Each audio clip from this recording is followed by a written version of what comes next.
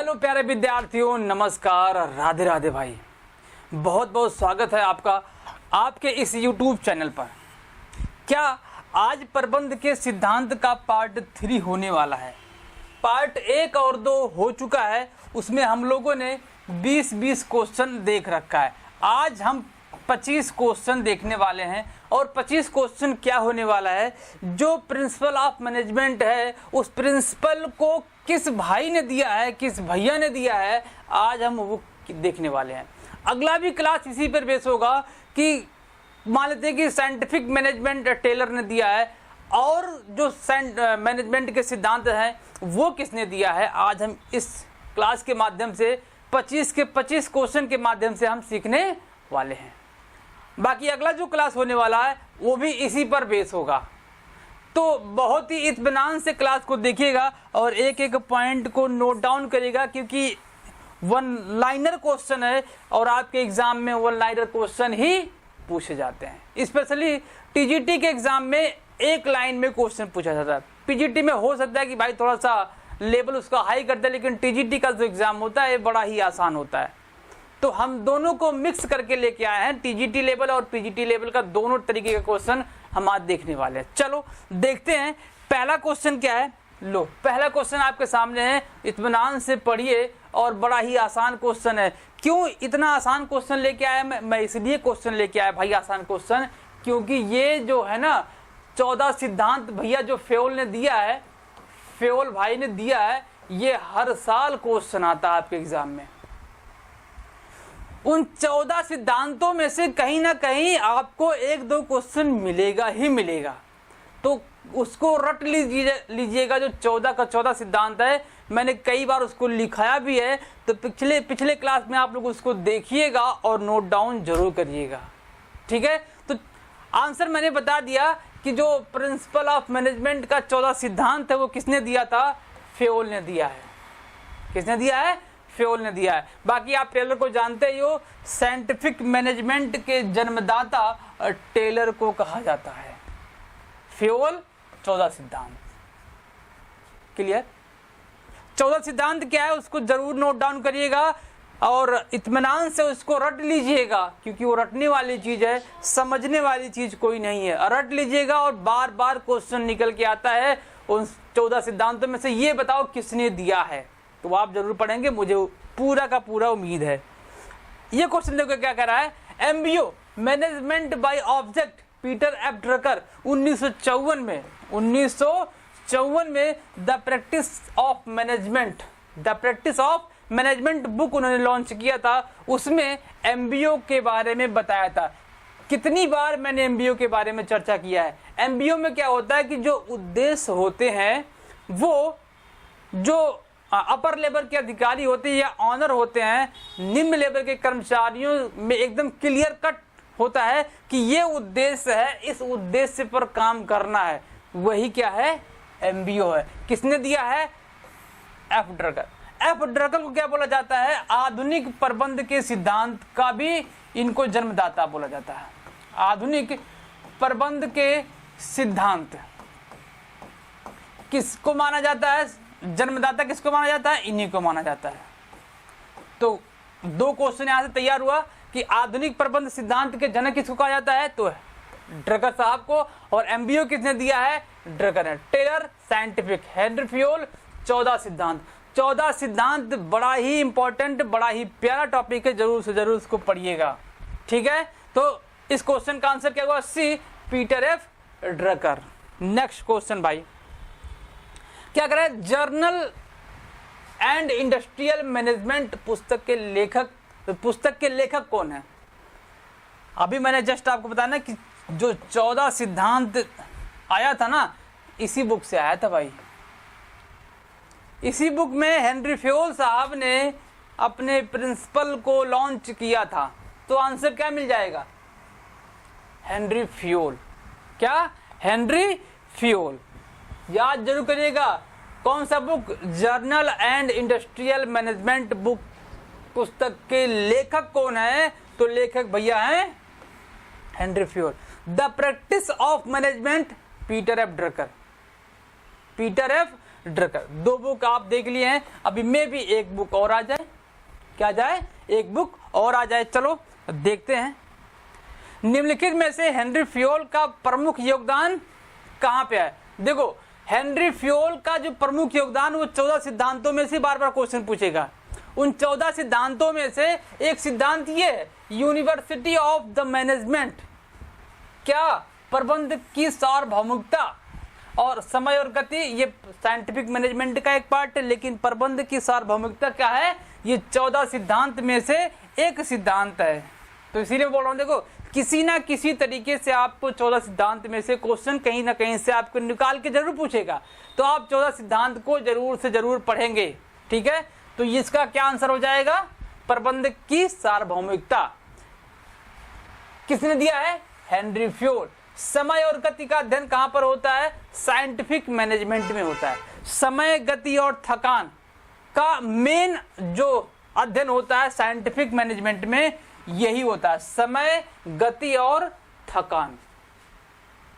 Clear. चलो अगला question देखते हैं। मानसिक क्रांति, आ जाओ, मानसिक क्रांति जो है वो कहां का पार्ट है, साइंटिफिक मैनेजमेंट का पार्ट है, साइंटिफिक मैनेजमेंट का पार्ट है। और साइंटिफिक मैनेजमेंट भाई किसने दिया है, टेलर ने दे रखा है। किसने, टेलर ने दे रखा है।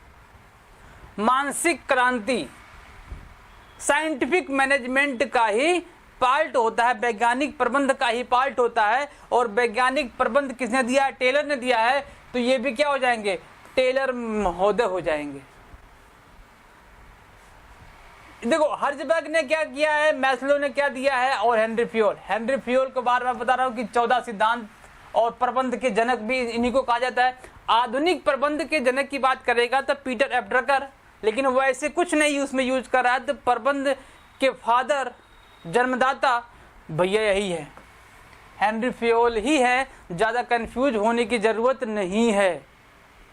कुछ जो आरपीएससी वाले मेरे भाई लोग हैं, मेरे टीचर्स हैं आरपीएससी, वहां पर कुछ टीचर्स आधुनिक प्रबंध के सिद्धांत को ड्रकर ना कहकर हेनरी फ्योल को ही बताते हैं।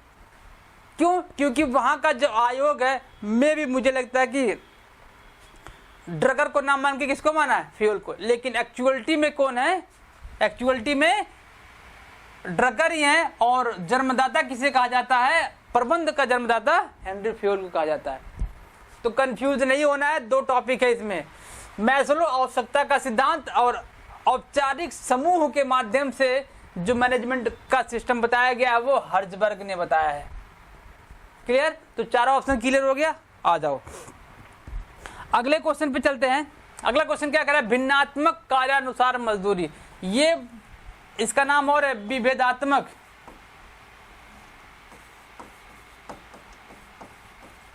मजदूरी पद्धति, इसको इस नाम से भी जाना जाता है। और इसको टेलर साहब ने दिया है। किसने, टेलर भाई ने दिया है।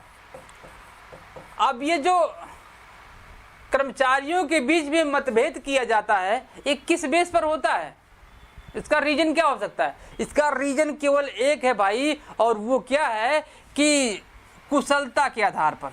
कई बार क्वेश्चन निकल के आया है, जो व्यक्ति, जो कर्मचारी जितना कुशल होगा उसकी सैलरी उतनी ही हाई होगी।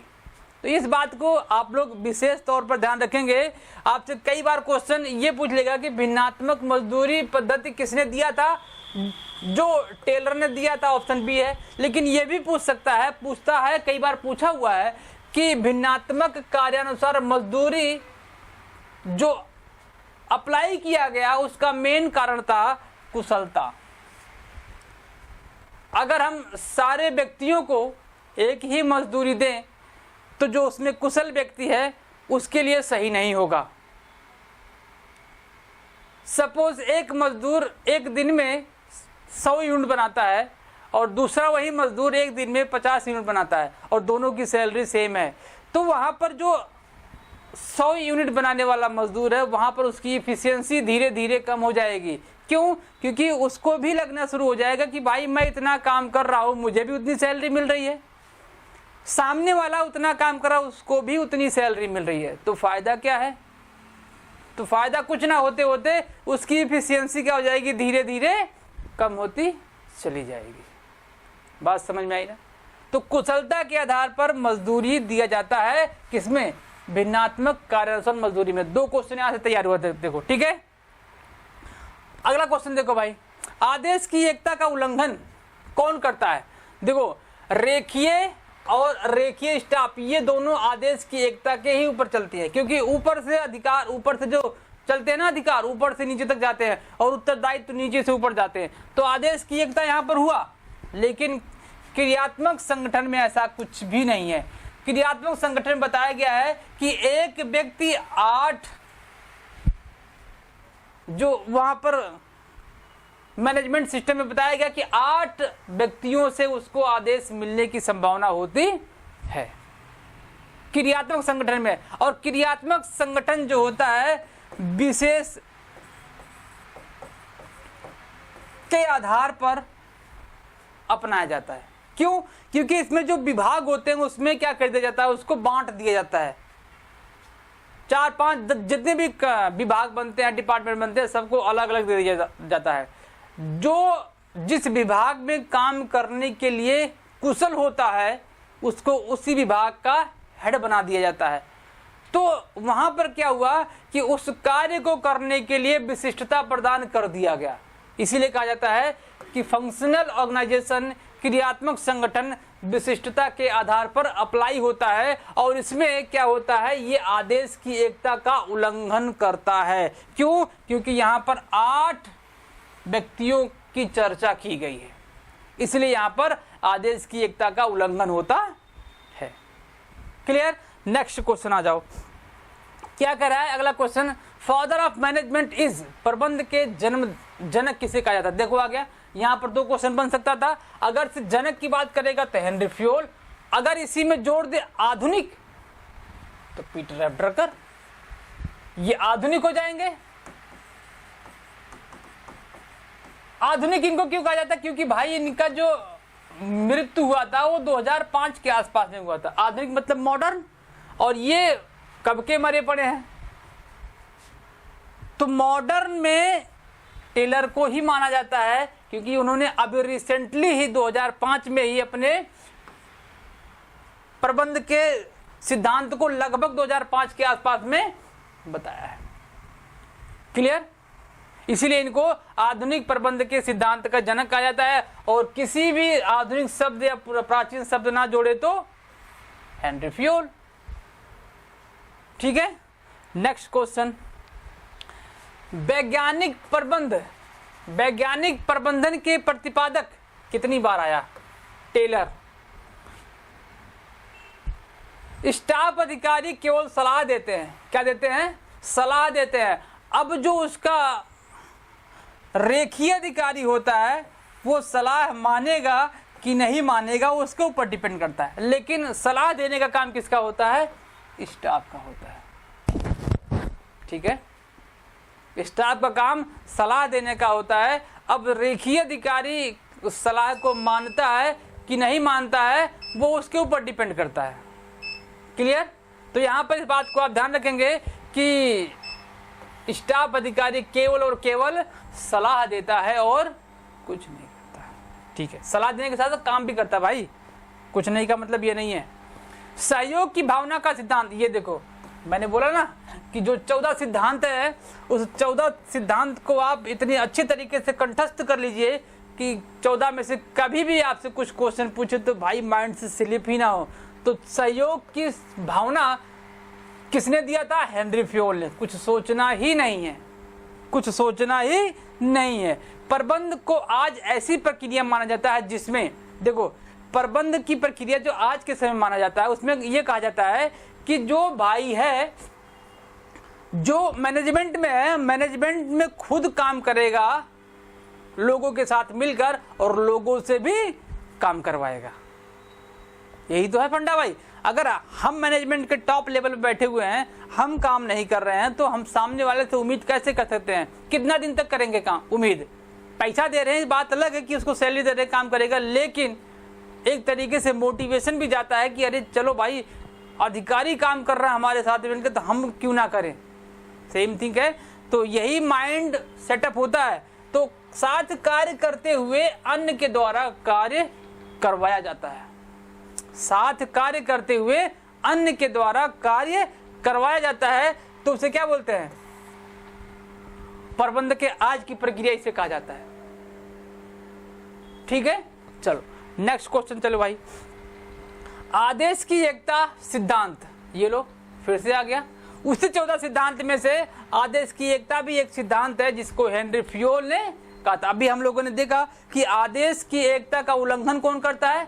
आदेश की एकता का उल्लंघन क्रियात्मक संगठन करता है, क्रियात्मक संगठन करता है। ठीक है, अब आदेश की एकता किसने दिया है? हेनरी फ्योल ने। ये आदेश की एकता क्यों ऐसा अपनाया गया? इसलिए अपनाया गया भाई, आदेश की एकता का मतलब है कि किसी पर्टिकुलर व्यक्ति को किसी पर्टिकुलर व्यक्ति से ही आदेशित किया जाए, नहीं तो सामने वाला व्यक्ति क्या होगा, हमेशा कंफ्यूज रहेगा कि भाई मैं किसकी बात को मानूं, क्या करना है क्या नहीं करना है। इसीलिए कहा गया कि आदेश की एकता में भाई केवल एक व्यक्ति को ही शामिल करो जिससे सामने वाला कंफ्यूजन ना रहे और वो आसानी से काम कर सके। ठीक है, नेक्स्ट क्वेश्चन। तो हेनरी फ्योल आंसर आ गया जी सर। क्या कह रहा है कि प्रबंध के, ये देखो एक परिभाषा दिया था किसने? प्योर। प्रबंध से आशय पूर्वानुमान लगाना, क्या लगाना? पूर्वानुमान लगाना और योजना बनाना, संगठन करना, आदेश देना, समन्वय करना, नियंत्रण करना। प्रबंध की उपरोक्त परिभाषा दी गई है किसके द्वारा? हेनरी फ्योल के द्वारा। इसके द्वारा? हेनरी फ्योल के द्वारा। अब ये क्या है? इसको शॉर्ट में पोस्ट कॉर भी कहा जाता है, पोस्ट कॉर भी कहा जाता है।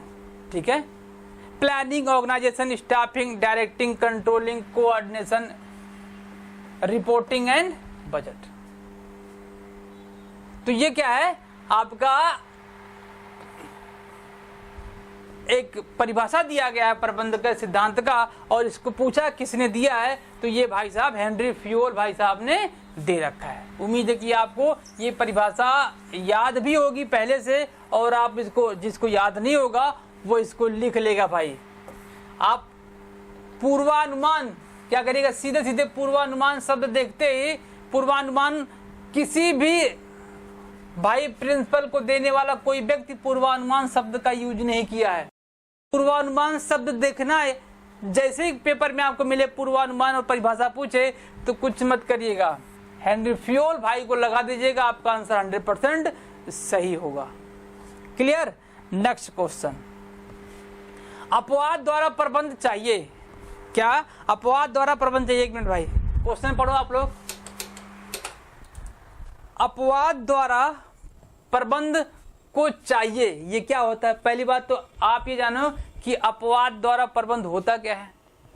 अपवाद द्वारा प्रबंध भाई क्या होता है कि इस कंडीशन में किसी भी मैनेजमेंट के अपर अधिकारियों को सारे जो मैनेजमेंट करने वाले पॉइंट्स होते हैं उस पर ध्यान नहीं देना चाहिए।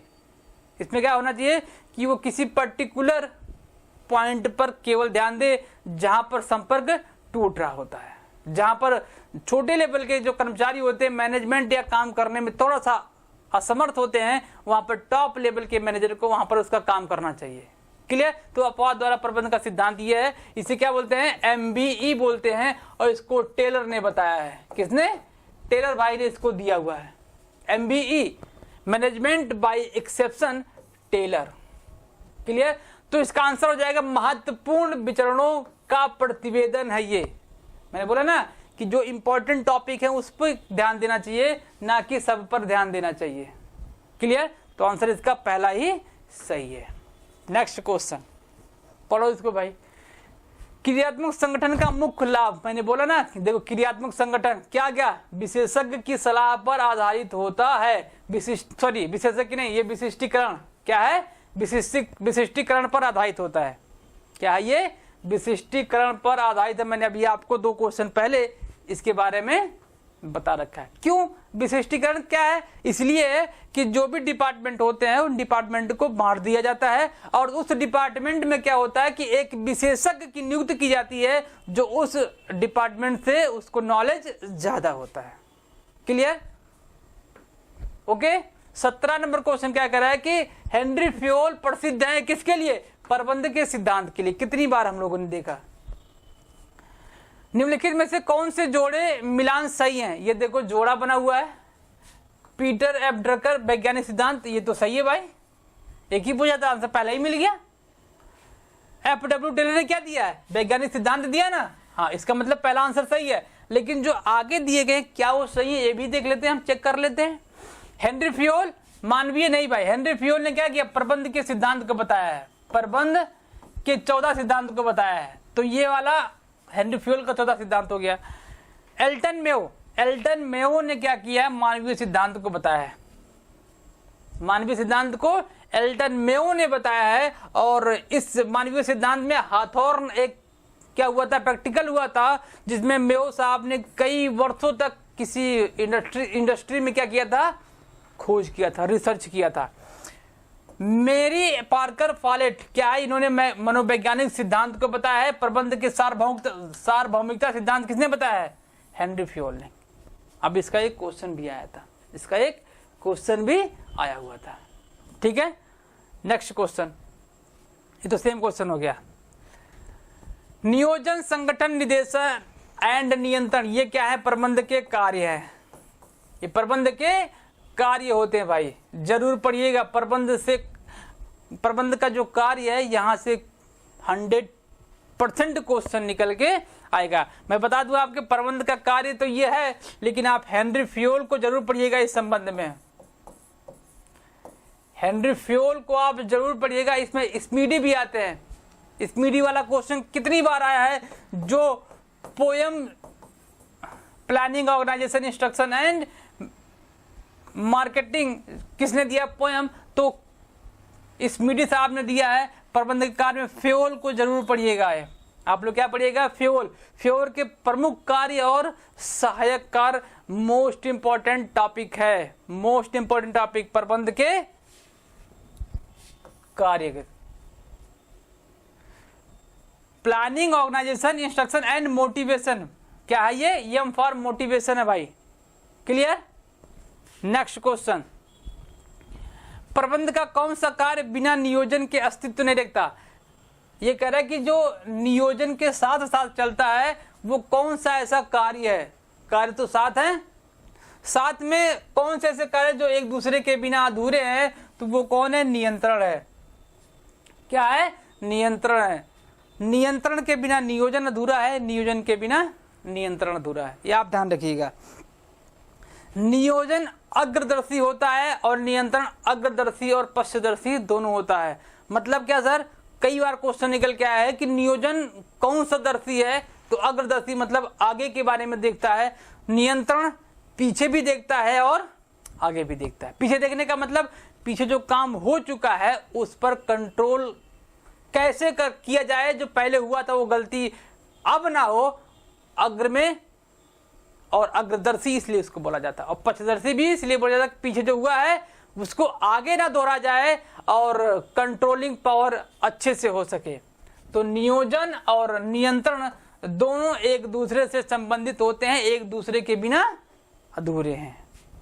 ठीक है, नेक्स्ट क्वेश्चन, निम्नलिखित में से कौन सा सिद्धांत संगठनों के लिए चेतावनी का कार्य करता है कि चयन एवं पदोन्नति, ध्यान रखिएगा, ये चयन एवं पदोन्नति प्रक्रिया को हल्केपन से ना लिया जाए।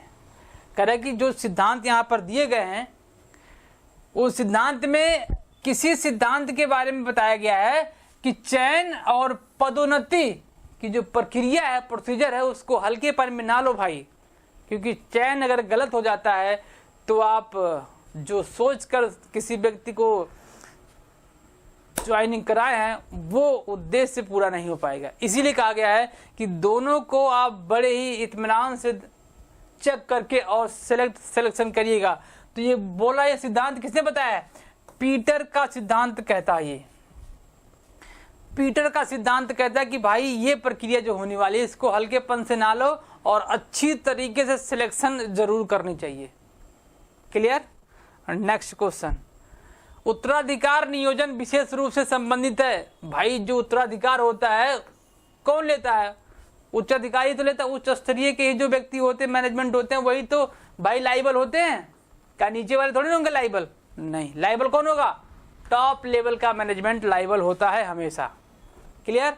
नेक्स्ट क्वेश्चन चलो। डैश के अनुसार नियोजन भविष्य को पकड़ने का एक पिंजरा होता है।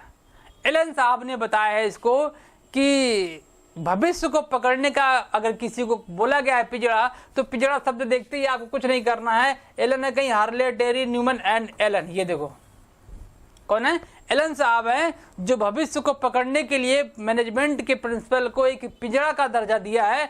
वो कौन है? एलन साहब है। ठीक है, चलो लास्ट क्वेश्चन क्या है? Last question short.